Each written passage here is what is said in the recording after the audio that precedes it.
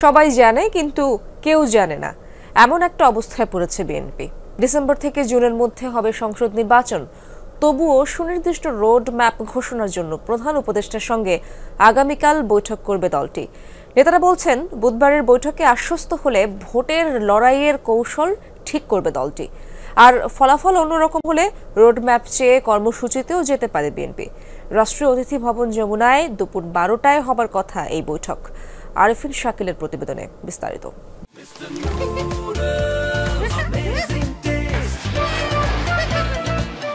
দেশকে অস্থিতিশীল করার জন্য একের পর চলতি বছরের ডিসেম্বর থেকে আগামী জুনের মধ্যে হবে সংসদ নির্বাচন। এখন পর্যন্ত নির্বাচন নিয়ে একথাই বলে আসছেন প্রধান উপদেষ্টা ও তার দপ্তর। তবে এরকম সময়সীমায় পুরোপুরি আশ্বস্ত নয় বিএনপি। এবছর ডিসেম্বর থেকে আগামী বছরের জুনের মধ্যে নির্বাচন হবে। সামাজিক মাধ্যমে একটি গোষ্ঠী আবদার করেছেন, তারা 5 বছর ক্ষমতায় দেখতে চান ডক্টর ইউনূসকে। এমন মনোবাসনা নিজের পোস্টেও লিখেছেন নাগরিক পার্টির সার্জিস আলমও। স্বরাষ্ট্র উপদেষ্টাও কথা ছলে বলেছেন, অনেকে চান এ সরকার 5 বছর থাকুক। বিষয়গুলো আরও অস্বস্তি তৈরি করেছে বিএনপি শিবিরে, যা সরকারের প্রেস নোটেও কাটেনি। পরিস্থিতি যখন তখন বিএনপির স্থায়ী কমিটির বৈঠকে সিদ্ধান্ত হয়, ভোটের সুনির্দিষ্ট সময় ইস্যুতে তারা জানতে চাইবেন প্রধান উপদেষ্টা ডক্টর ইউনূসের কাছে। হতাশা, অবিশ্বাস দূর করতে বুধবারই বসছেন তারা।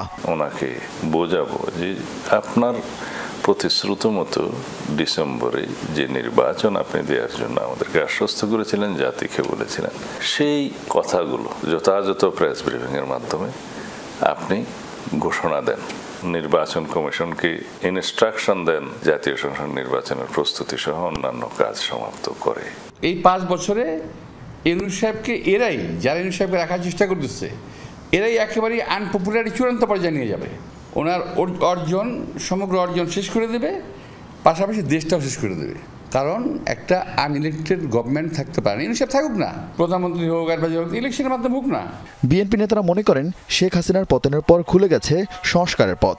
কিন্তু এই সংস্কারের কথা বলে ডক্টর ইউনূসকে ভুল পথে নেয়ার চেষ্টা করছে কোনো দল, যাদের জনসমর্থন দুর্বল। খোলাখুলি কথা বলেই নিজেদের দলীয় কৌশলে যেতে চায় বিএনপি। আমরা এটা বুঝি না যে কম সংস্কার অনেক সময় বলে ছোট সংস্কার এবং বড় সংস্কার। আমরা 31 দফা জাতির সামনে উত্থাপন করেছিলাম এই সরকার প্রতিষ্ঠিত হওয়ার আরো 1-1.5 বছর আগে। আমরা প্রতিশ্রুতিবদ্ধ রাষ্ট্রের কাছে, কিন্তু সংস্কারের নামে কারো এজেন্ডা বাস্তবায়ন হতে দিতে চাই না।